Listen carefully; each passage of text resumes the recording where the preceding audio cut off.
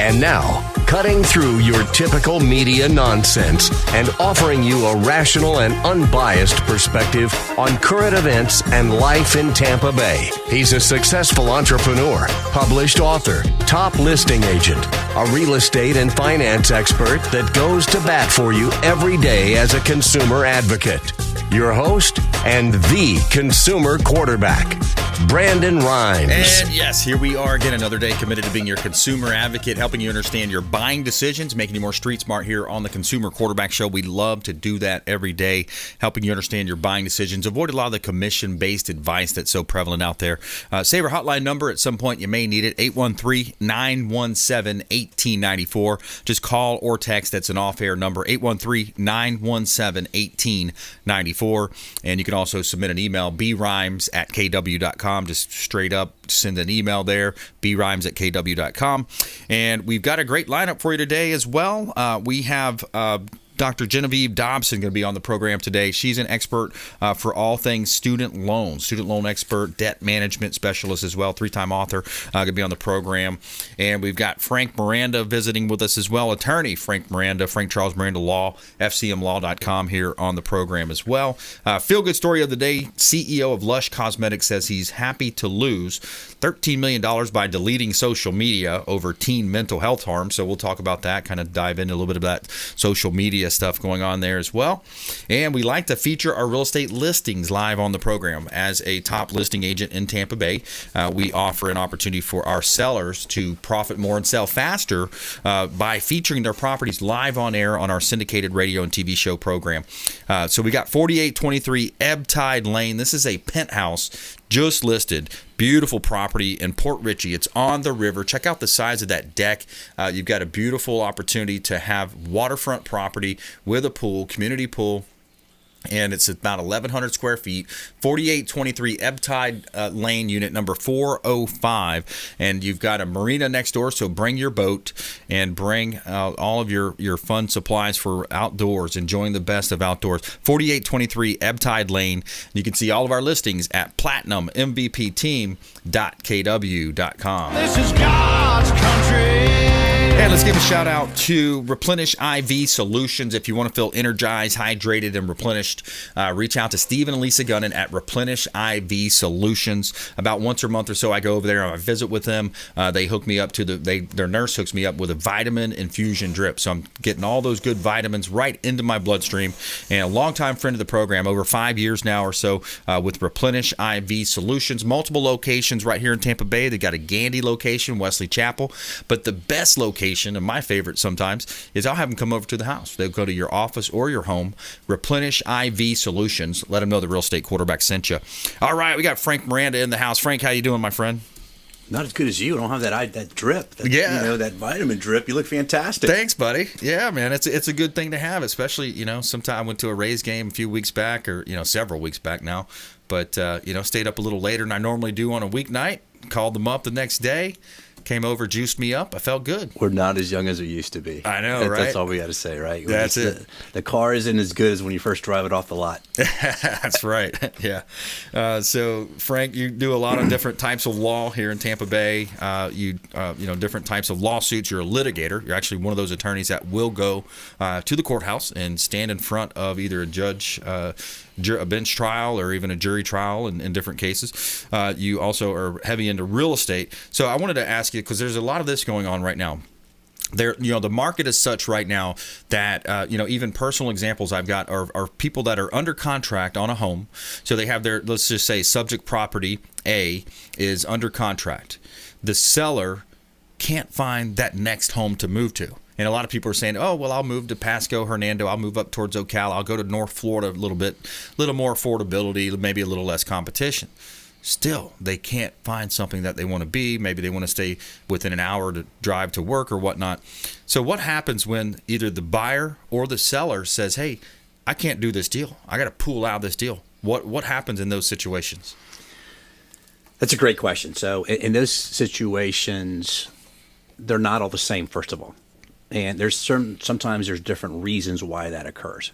Okay, so obviously if a financing situation falls through, they can't practically perform on the sale. If they can't practically perform on the sale, what are you going to do as a seller if the buyer can't come up with the cash? The issue about we can't find a place to go on the seller side and therefore I want to stay in my house probably needs to be addressed at the time of contract, whereby the parties will talk about, hey, it's a tough market. Everyone recognizes that. If I can't find a place suitable, can I rent it back from you for 30, 60 days? Right. I see more of that now because of that scenario. Yeah. Okay, the seller wants to sell. They realize it's at the top of the market. Maybe they want to downsize. Yep. But they can't find a spot. On the other part, we're talking about, buyers who maybe they have to sell their home before they can buy their house too. And so that scenario has always been around where if their initial sale for whatever reason gets delayed or canceled, they're not a qualified buyer. Mm-hmm. The practical scenario in this market is the people that I deal with on a routine basis, professionals, they will come tell me that they're having a hard time with perhaps a seller or even a buyer after a contract trying to renegotiate the terms in the middle of it. Mm-hmm. Okay, and I'll give you a great example of that. The great example of that would be buyers are coming in more than one. They're bidding or they're offering, asking or more for the property. And they realize, I didn't get a great deal. And so it's almost like buyer's remorse before the deal closes. And so they maybe try to come up with a reason why they can negotiate something lower. Right. During the contract. Yeah. Yeah, because you always see, you typically see, I should say always, but you typically see that inspection renegotiation. Oh, well, the breaker box, the ceiling fan, the grout, and the missing tile, and and normally, typically, what you have if it's a good buyer agent and the listing agent is also going to be in a position where hey, if it's not a 4-point item, meaning plumbing, electrical, AC, roof, that's going to affect the loan, that's going to affect the insurance, the capacity for the deal to flow and to move on. A lot of times, a good buyer agent's going to say, in this market, we're not going to ask for them to do grout in the bathroom or caulking that's missing and minor things like that. Now, if it's a GCFI outlet that's close to a water supply type of thing, electrical issues, that's going to be more prevalent to get repaired, more apt to be repaired or taken care of. But what you're saying too is like, they they have that financing contingency too. So there's a lot of ways for buyers to kind of finagle to get themselves out of the deal with the financing contingency or Yeah, I mean, ultimately, if they come back with a letter from a bank that says we're not going to lend you the money, they're pretty much out. Yeah. Okay, now, do they lose their deposit? That's up for debate, depending on the terms, depending how long ago it went, that type of thing. They could lose their deposit. Yeah. Today, sellers, clearly, it's a seller's market. Sellers have the advantage. And so it's a great example. You're talking about the inspection and people trying to nickel and dime on what's wrong. Every house has an issue with it. Let's just start with that. Every house, you can nickel and dime something about it. Something needs to be repaired. Something needs to be fixed. That's every house in this country. Where I think some of the sellers have the advantage now is they'll say, you can do any inspection you want. I'm not fixing anything. Yeah, it's sold as is. It's I'm not fixing a thing. And if you want me to fix something, I got 2 other offers that they'll come in here without inspection and they're going to close on the house. Right. So, and they can do that because there's no banks. Yep. No one's going to call them out on it. And a lot of people are spending a lot of money cash. Yeah. And they're coming down to this area and they're willing. They think the houses prices down here are great. Yeah. Compared to where they're coming from. Yeah. And so they think they're getting a deal. The seller thinks they're getting a deal because they're historically pretty high prices. Yep. And I don't really see it ever falling right now because there's too many people moving here. So in the short term, that's what I'm saying. In the next 24 months, I don't see this thing moving anywhere. Yeah, me neither. In this area. By the way, if you just joined us, we're talking with attorney Frank Miranda here on the Consumer Quarterback Show, FCMlaw.com. Frank Charles Miranda Law here on the Consumer Quarterback Show. I'm your host, Brandon Rhymes. And Frank, that's a big point, I mean, to really discuss. If you look at migration patterns, traditionally it would be, hey, taxes in New York or New Jersey, and then also the cold weather in Michigan. But now you've got a lot of these lockdown procedures happening. You got spiking crime rates in Chicago. Philadelphia just hit 500 homicides for the first time in its history. So you've got a lot of crime issues, things like that. So I think it, like you said, it's unprecedented migration patterns moving down to Florida. Well, I mean, aside from all that, right? There's always been crime in New York. There's always been crime in Chicago. So what's different now? What's different now about it? And now that you're talking about it, my only thought is, hey, it's COVID. And so if people were to get locked down, even if they get locked down in this state for some reason, okay, you can still go outside in the middle of December and you're not freezing. You can walk around your block and be fine. Yeah. You don't want to do that in New York City. You don't want to do that in Chicago in January when it's minus 40. Yeah. So if you have to down the road, and let's say it's not even COVID, God forbid it's in some other catastrophic national event or terrorism attack or whatever it could be. Yep. You have more freedoms out here and you can use the outdoor space year round. Right. And people are seeing a lot of value in that now, along with all the other benefits that people have been, we've been proud of our whole lives. No state taxes. Yep. Let's go on and on compared to what they're doing up north. So there's no state taxes, no city taxes, none of that nature. Yeah. More affordable. Right. Definitely right. more It's affordable. way more affordable. And so people are realizing we should have done this probably 40 years ago, moved down here. Yep, absolutely. All right, let's switch gears. So real estate, the other side of real estate is where you get into landlord-tenant relationships. What a struggle last year. Talk about the last 18 months or so for people that were in a position. One of our most viewed videos, by the way, go to our YouTube channel. Check out Frank and I. We had an interview talking about the moratoriums on foreclosures and evictions and those situations. Kind of bring us up to speed. What's happening now in that space? Landlord tenant. I mean, the moratoriums, to my knowledge, are all gone. People can be evicted. I don't believe there's any more protections relating to COVID cases. I did represent some landlords during COVID against tenants that hadn't not been paying. They attempted to invoke the COVID reason why they should not be evicted. But it was a lot harder just saying it's because of COVID I'm not paying. Mm-hmm. And so there was ways around it, legal ways around it, that the tenant just couldn't do anything. I can tell you from my experience, the people that I represented and the people that we sued for eviction, it was not COVID related. It was simply, we're not going to pay you. I'm always in between jobs. And it was a typical situation where they just couldn't afford to pay. Now, there's a lot of empathy, or I should say sympathy for the tenant, but I have a lot of sympathy too for the landlord, because that person has obligations to pay property taxes. That person has obligations to pay their mortgage. Yep. That person has obligations to pay the insurance. God forbid someone gets hurt on that property. So there was a financial strain on the owners as well that wasn't talked about probably nearly enough. Yeah. Now I understand the concept of you can't, let's not try and get infected people out homeless out in the street. I get that. But fortunately, most people have friends, most people have family that they can go to in time of need. So, terrible situation. I'm not even sure we're over COVID yet. Every time you turn on the news, there's another variant. I don't know what that brings down the road. Hopefully, we have a little bit of a playbook of how we can address it. There's, we understand you got to take some concerns, maybe not as many as we did before, but hopefully, there's a lesson to be learned. Yeah.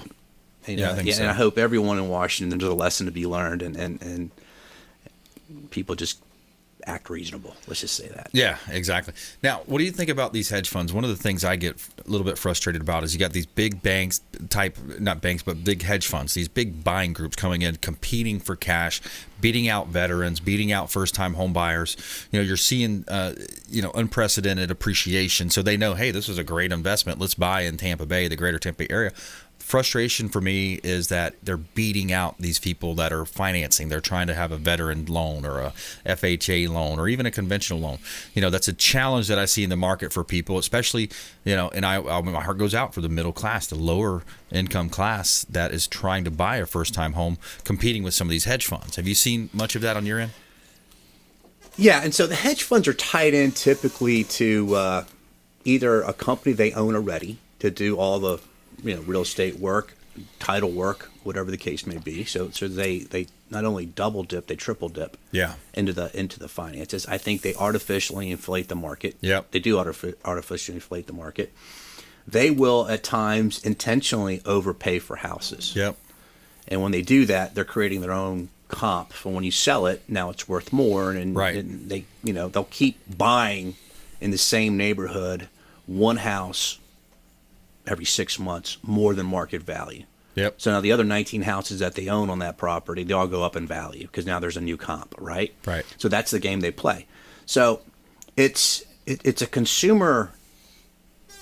I don't know if I want to use the word fraud, but it's a consumer play and a manipulation of the market, typically in lower income communities. Yep. Where they're going in there, maybe slapping on a piece of paint or slapping on some paint, Yep. slapping on a couple of pieces of wood and some new tile. Yep. And there's no way that property value went up $60,000.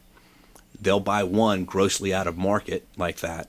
Yep. Because the other 19 now have just raised equity of another 40 or 50 grand. Yeah, and it's tough. It's a tough situation because you see it happening. It's almost like the state legislature should put something into place that somehow limits that, or at least make it kind of. Remember back in 2008, the meltdown happened. You would have a time period where just first-time buyers could offer, and they would limit the cash offers at some. There was something along those lines. So I think that's a challenge that could be addressed with that. I don't know if you can offer individual. I don't even know if that's constitutional. If you can limit the offer. However, the problem is Right.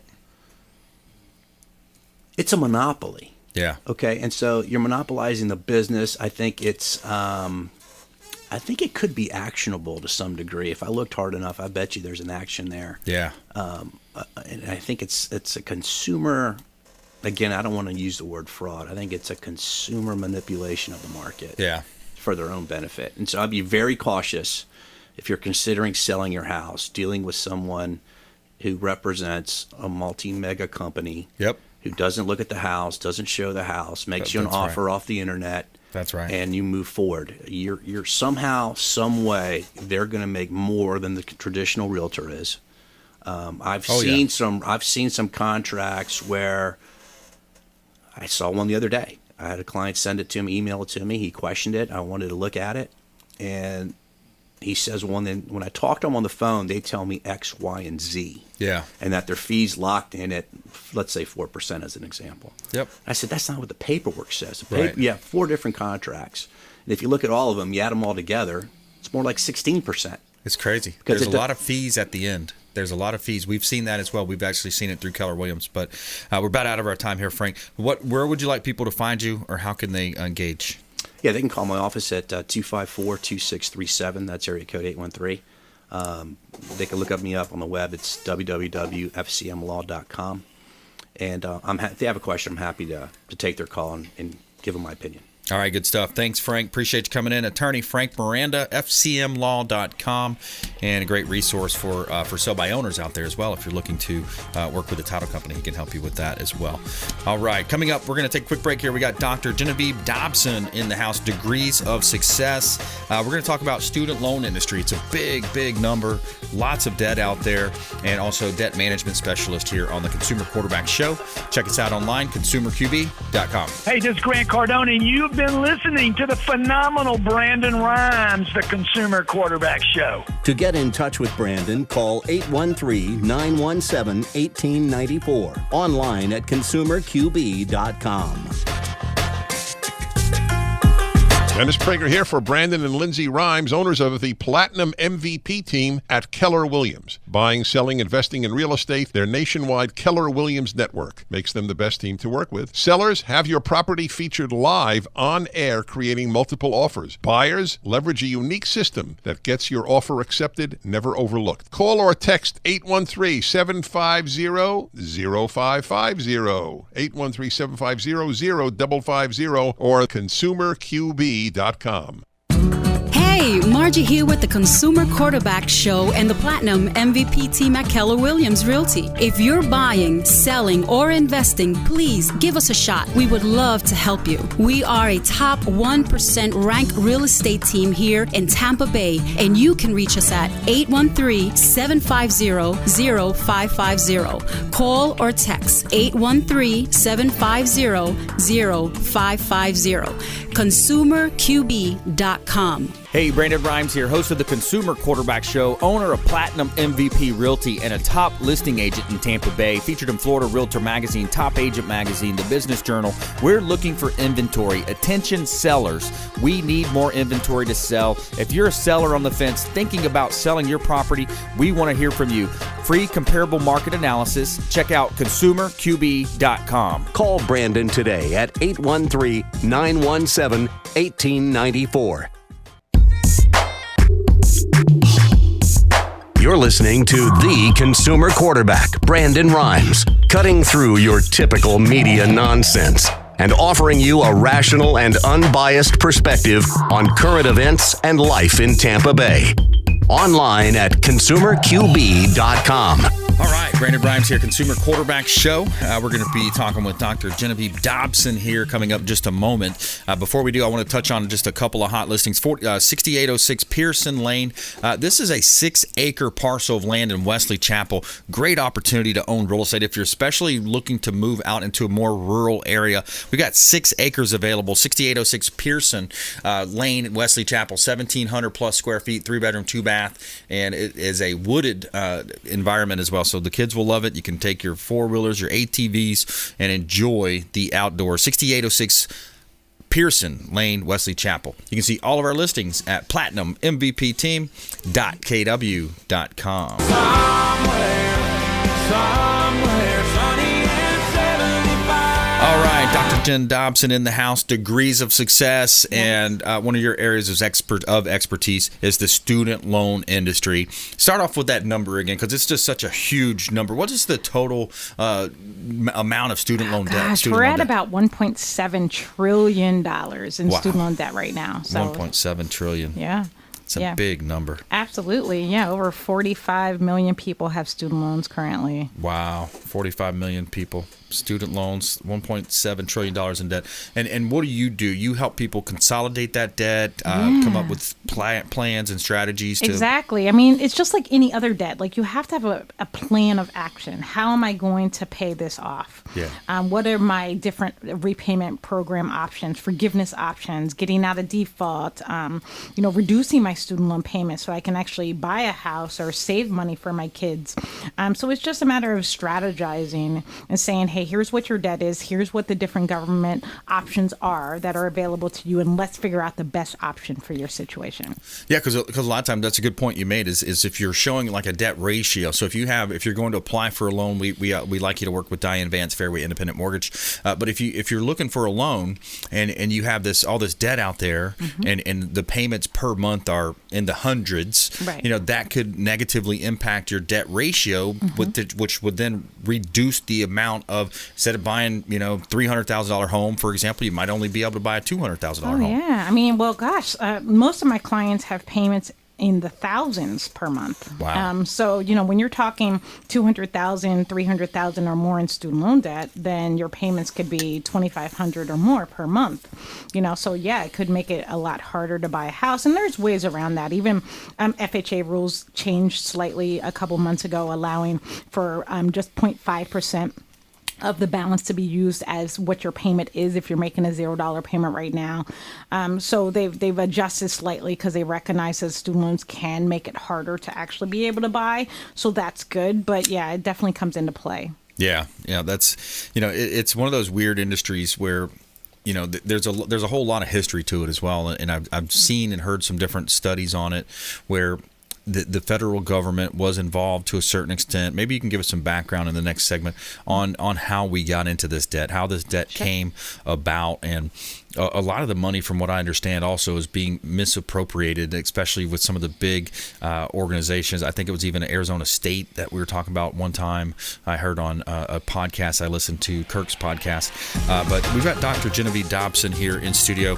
She has a plethora of knowledge on all things student loan debt, debt management specialist. She's an author as well, speaker and a coach. So we're going to come right back with more information about that. Plus, we got a feel-good story of the day. The interesting feel-good story. It's CEO of Lush Cosmetics says he's happy to lose $13 million by deleting social media over teen mental health concerns and harms. So interesting story in our feel-good story of the day. We'll be right back. This is Chris Voss, former FBI lead hostage negotiator and owner of the Black Swan Group, and you're listening to Consumer Quarterback Show, hosted by my friend Brandon Rhymes. To get in touch with Brandon, call 813-917-1894. Online at consumerqb.com.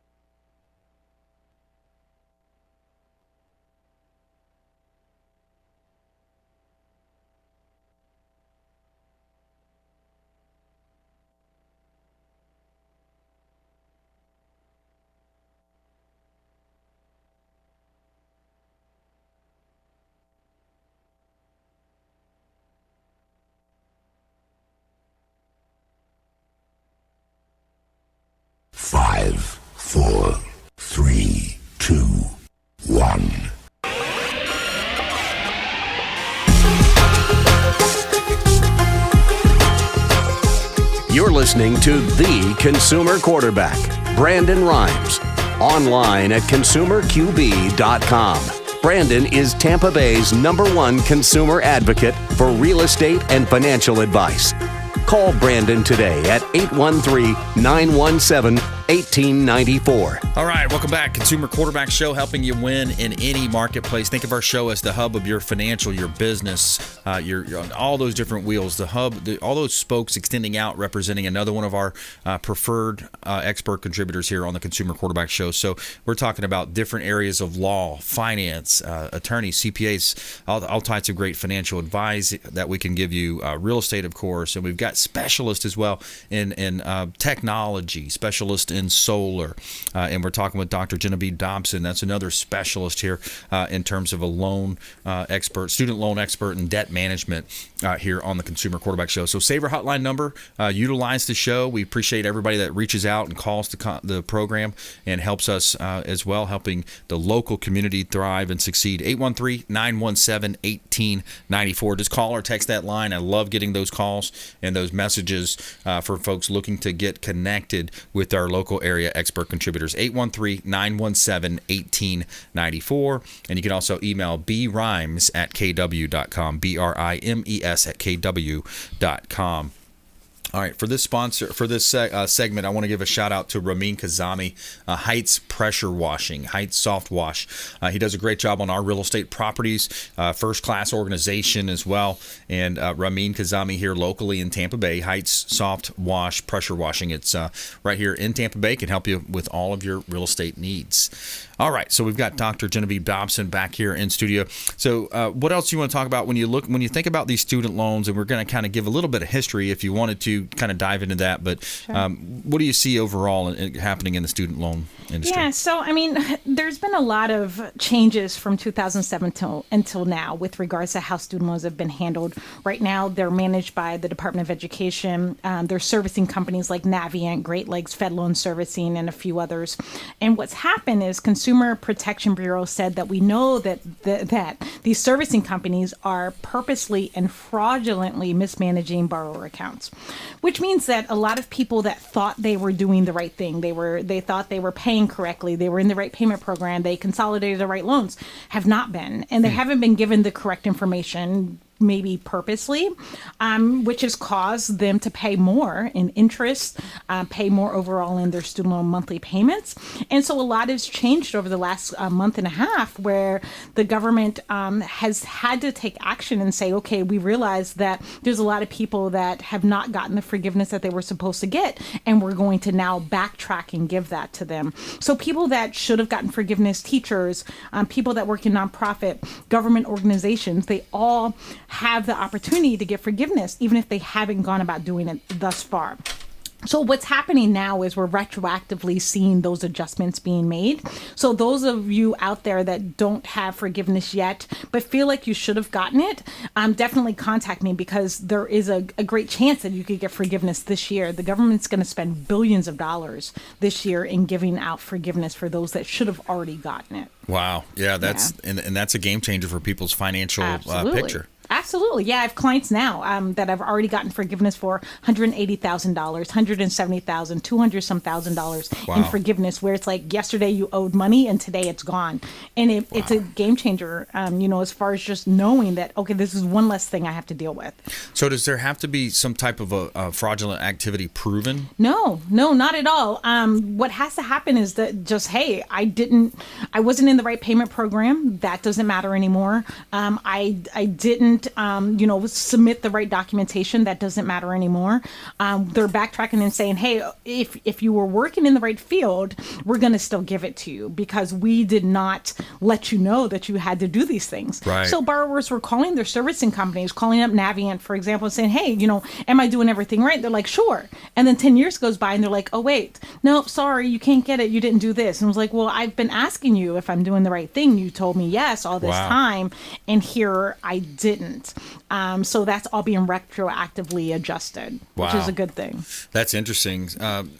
So when you look at the overall industry and people kind of balancing a financial portfolio. They have, they're working hard, they're making money, and a lot of the times too, like these degree plans didn't quite work out.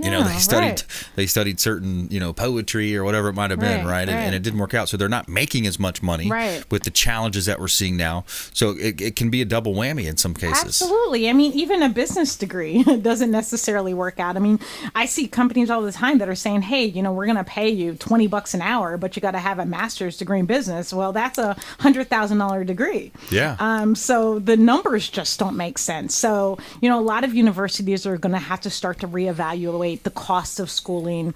And they have to start to decide, like, can we allow for certain degree programs that we know is not going to have the financial gain or benefit, especially if they're going to be borrowing money. If you're going to pay cash, sure, do whatever you want. But if you're not and you have to finance it, then we have to find a better balance. Yeah.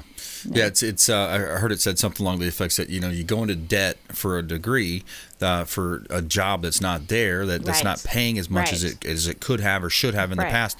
And I think that was a function of maybe growing up in the 80s and the 90s. So many parents were like, "Oh, you're going to go to a 4-year college. You're going to get your degree." Yeah, absolutely. Yeah, I mean that's what we were taught. You get out of high school, you go to college, you get a degree, then you get a good job. Well, the good job doesn't exist. Right. So and people or it's been offshored overseas somewhere. Absolutely. So, now we have to look at okay, is a degree, and I have a doctorate degree, but is a degree necessary? Right. Are there other ways that I can still make money, effectively? And there are, there's a lot of service jobs and even working with your hands that we need. I mean, we need a lot more welders. We need a lot more construction people. There's a lot of opportunities out there for people to still make money and not necessarily have a degree to do it. Yeah. And I think that goes back to also to the, like the keeping up with the Joneses or my neighbor, right? It's like, for example, like my wife and I, we built our dream home. We live in a nice gated community on the waterfront.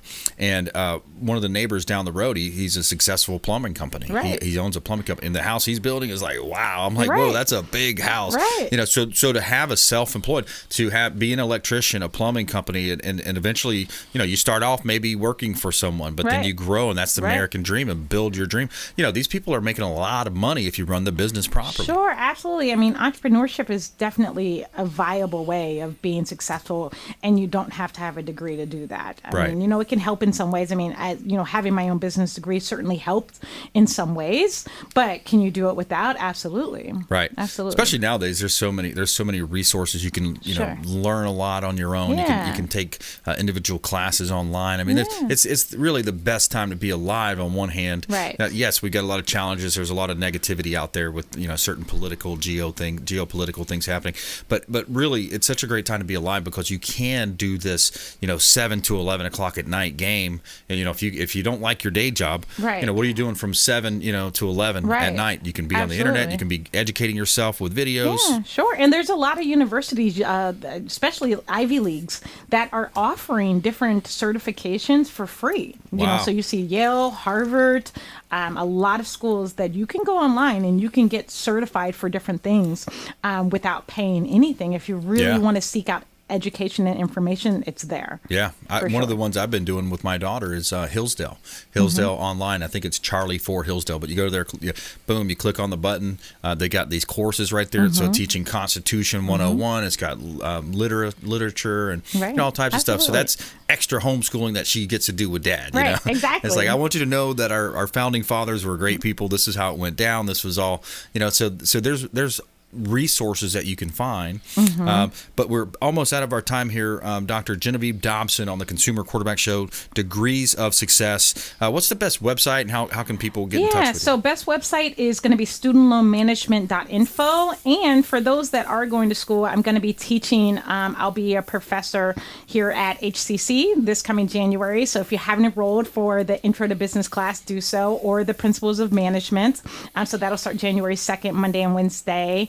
But yeah, studentloanmanagement.info, or they can call directly 813-528-1102. Awesome. Well, that's fun. That's going to be exciting to teach at HCC. Exactly. Teach a little bit of entrepreneurship and, help people with their business and goals and so forth. So, yeah, that's fun. That's what I did because I was kind of like, where do I go? What degree plan? I did business management with an entrepreneurship concentration. Right. So absolutely. So here we are, entrepreneurs on air. Exactly. Awesome. All right. Times. Well, thanks so much for coming in, Dr. Genevieve Dobson. Look online at studentloanmanagement.info is the website. And we're going to take a quick break. When we come back, we're going to have Jenny Restrepo here in studio, Insured Title.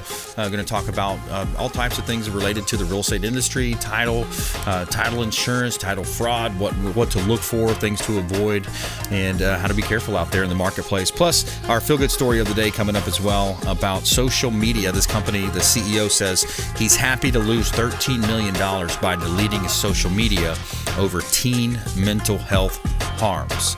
We'll be right back. Consumer Quarterback Show, consumerqb.com. Thanks for listening to my daddy's show. For more information, go to consumerqb.com. To get in touch with Brandon, call 813-917-1894. Online at consumerqb.com. Hey, Brandon Rhymes here. We are looking for real estate investors. We've got a new relationship bringing us a tremendous amount of off-market real estate investment opportunities. So text the word investor to our hotline, 813-750-0550. Off-market real estate investment opportunities. Text investor to 813-750-0550. Brandon Rhymes here, Platinum MVP team at Keller Williams Realty, looking for real estate investors. Send us a text. Hey, Brandon Rhymes here for Cleaning Commandos here on the Consumer Quarterback Show. Cleaning Commandos are hiring, and they're offering competitive wages, flexible hours, relaxed atmosphere, and a sign-on bonus. Reach out if you'd like a career with the Cleaning Commandos here in Tampa Bay. Info at cleaningcommandosllc.com or call 813-750-0550, 813-750-0550. Cleaning Commandos, Consumer Quarterback Show. You're listening to the Consumer Quarterback, Brandon Rhymes, cutting through your typical media nonsense and offering you a rational and unbiased perspective on current events and life in Tampa Bay. Online at consumerqb.com. And we're back. Brandon Rhymes here, Consumer Quarterback Show, consumerqb.com, helping you win always. And we always tell you something positive here in our feel-good story. Tell me something good. All right, so this is an interesting story. We got a CEO saying, hey, he's happy to lose $13 million by deleting social media over teen mental health harms. And if you saw that movie, I think it was a documentary called Social Dilemma. It was interesting because it kind of outlined some of this, what he's saying. But he's saying he's logging off his social media accounts over these health concerns for teens. The British cosmetics retailer has 951 stores globally, more than 10.6 million followers across these various social media sites. So Facebook, Instagram, Snapchat, TikTok. And he's saying that he's moving towards a safer environment. And as of November 26th, he stopped it. He stopped scrolling to be somewhere else, the company said. So he said he's going to estimate approximately a loss of $13 million from the reduced exposure. And he said he's happy to lose $13 million by quitting Facebook. That was a quote directly from the CEO, referring money to the money that he expects the company to lose by closing its accounts. Constantine said he was disturbed by leaked media Facebook research that suggested its Instagram app made body image issues worse for teenage girls. And I think it definitely does. I mean, when you see how it goes with a lot of these dancing things and the different social media apps. And he says, quote, I was just thought it's their own research and they're ignoring it, and we're all affected from that platform. We had no choice whatsoever. Lush attracts an awful lot of girls at that age. Constantine says Lush is caring for people first, but not ignoring the link between social media and suicidal thoughts. We're talking about suicide here, not spots. Where someone should dye their hair blonde. And so, yeah, hey, good for him standing up and doing the right thing. All right, we got Jenny Restrepo in the house, Insured Title. Welcome back. Thank you. Thanks for having me again. My pleasure. My pleasure. And, so when it comes to the real estate space, a lot of changes. It's a hectic market. We're always seeing, push, get deals done, get deals in the door. Buyers, of course, struggling to find inventory. The limited inventory is continuing to plague not only the Tampa Bay area, but many areas across the country and South Florida, yes. For example. So in November of 2021, there were changes made to the Florida Standard Real Estate Contract. And so if anybody doesn't know, here in Florida, real estate agents use a contract that was created by the Florida Bar Association. So you're not required to have an attorney as a part of your closing here in Florida like you are in other states, because we have an adopted contract that was written by attorneys. There were some significant changes that happened to it back in 2017, and they've just now rolled out a update to the contract effective as of November of 2021. And I think that if you're in the market for buying a house or selling a house, some of those changes you should know about them if you're a buyer or a seller. Obviously, if you're working with a wonderful agent like someone on Brandon's team, they're going to be aware of all these changes. But something that's interesting that I don't know if everyone realizes, when you fill out the real estate contract, at the top, the first thing you say is parties to the contract. And it's the name or names of the seller and the name or the names of the buyer. Mm-hmm. Not the real estate agent's name, not your loan officer's name. So those people are there to assist you in your role with the contract, but the only parties to the contract, the parties who are the responsible parties, are the buyer and the seller. Yeah. So it's important that, I know we sign so many, in the process of buying or selling a house, you sign hundreds of pieces of paper, but it is important to read it, or if you don't understand something, ask your agent, ask as many questions as you want to feel comfortable. It's a huge purchase or sale. You should know exactly what's going on, because there's a lot of language in there that says buyer is obligated, seller is obligated, and like, that's you, not your agent. Right. So I think one of the biggest changes, which was a response to this market, is when you are doing financing. So if you're not paying cash, anything that's not cash, you're doing some type of financing, you have a financing contingency. Okay. That contingency is, hey, we understand that things are going to happen that are outside of buyer's control. So buyer's responsible to like make an application and do everything that the lender's asking them to do, but it's acknowledging that something else may change. Yeah. And the section of the contract, you can put however many days the buyer thinks that he or she needs to obtain final loan approval, meaning no conditions, everything is done. Well, if left blank, it's 30 days. Now they've added it's final loan approval and final accepted appraisal. You must have both of those things to have obtained final loan approval. And my understanding, the reason that they did that, because I listened to a webinar put on by the Florida Realtors and the attorneys that work for the Florida Realtors, and they said it's because in this market, oftentimes everybody's on board, and then an appraisal will come in low that doesn't necessarily support the contract price, and it causes the sale to be canceled. Yeah. So now this is marketing days off the market for the seller, and also however much time that and money that the buyer has invested to now have to start all over again. Yeah. So out of respect for the process, they've now included that the appraisal must come in and be approved in order for the financing contingency to be considered met. Right. Yeah, and that's a big part of it, because that appraisal, it's the last step. That's the last money they're going to spend. The buyer's going to go under contract, spend that inspection money. There's $325, $350, boom, that's gone. And then they get into it. Okay, now they're going to pay many times up front for that appraisal, $400, whatever it ends up being. And then that's another investment of money and time. Everybody's tied up. And then the sellers are also having trouble finding that next home to move to. Right. So it's such a balancing act, and it causes a lot of stress for people in the real estate transaction. So they're trying to speed that process up. So anything that could be a contingency, that's could be a potential wild card or something that makes the deal not be able to move forward. Time is of the essence. Like, that's sort of the language all over the contract. Time is of the essence. So get these things done. If they have to be ordered, get them ordered. Get everything taken care of, so that if for some reason the deal's not going to move forward, everybody knows in as quickly amount of time as possible. Yeah, exactly. We're talking with Jenny Restrepo here. She is representing Insured Title, insured-title.com here on the Consumer Quarterback Show. I'm your host, Brandon Rhymes. And yeah, there's a lot of market challenges. And these updates to these contracts, they don't come around very often. You mentioned last one was 2017, the last version. So that's an interesting point. So they added the appraisal. What else have you seen? Okay, so another interesting change that is in response to our world now is force majeure is a section of the contract. So if you don't know what force majeure means, it's French. For forces of nature, so acts of God, forces of nature. Here in Florida, we're well aware, like if a hurricane is coming, then a lot of times your closing gets pushed out because, heaven forbid, what if the house that you're trying to buy has hurricane damage? Yeah. Or what if the house burns down to the ground? Okay, the buyer's not obligated to now continue with the purchase of the property because it burned down. Right.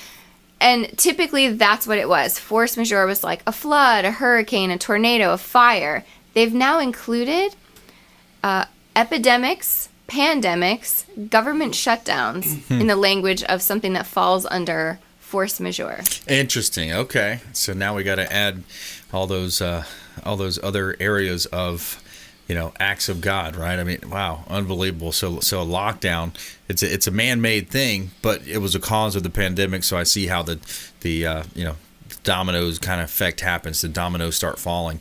So interesting. It just means that it doesn't necessarily mean like, okay, something happens, now this contract is canceled, but it does mean that the parties can be entitled to more time. Yeah. Because nobody could foresee, like, okay, the world shut down, which means banks are shut down, which means how are you supposed to close? Like, how are things supposed to move forward? Yeah. So if something ever happens of that nature, then it gives each of the parties an opportunity to say, okay, well, we can either cancel or just see how this is going to pan out. Yeah, one of the things we do when it comes to bulletproofing a deal, Gary Keller wrote the book Millionaire Real Estate Agent, and it's bulletproof the deal. How can you do that? What can you do to try to take all of the other options off the table and let's keep this deal intact? One of the things we'd like to do is get a second pre-approval.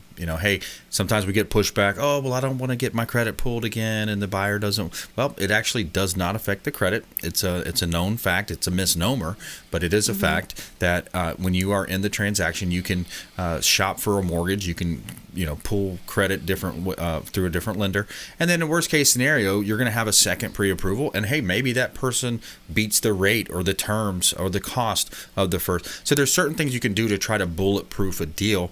And a reason I mention that is because I remember when the Chinese virus just hit about 18 months ago, whatever it was, 20 months maybe now. I had an underwriter that got COVID on one of my deals, and it was from another bank, someone that we don't really work with as much, caused our deal to go bad, caused our deal to go south. So a lot of these things can happen, and so that's interesting. So now they expanded force majeure. Yes, they did. Yep. So cool. Let's see. One of the other things, so it says that what constitutes a closing. So this is where Insured Title Agency, if they are your closing agent, so the title company can also be referred to as the closing agent. Yep. What constitutes a closing is all funds are delivered to the closing agent, not to the seller necessarily. Okay. So, and where that comes in real life is, okay, if all of the money's been received at the title company and the title company confirms, ITA confirms, we have all of the funds. Yeah. But the seller hasn't received his or her check because maybe they're out of state and the check is going to be in the mail, or it's going to be wire transferred, but it's the end of the day. Yep. If the seller's not there in person to receive the check, the closing agent is still able to say, but we are closed. Yeah. Like your funds are going to be available to you so that they can release keys and release possession of the property to the buyer. Yeah. So just important for sellers to know. The title company has a fiduciary duty, so a money duty that all the money is collected. So if your title company says we have all of the money, even if you don't have your check in your hand, then you have your money. Yeah, you can rest assured you're going to get it at some point. Right, and so that way it's not a delay for the buyer to be able to obtain the keys and obtain access to the property. Yep, makes sense. Makes a lot of sense. All right, Jenny, where can people find you?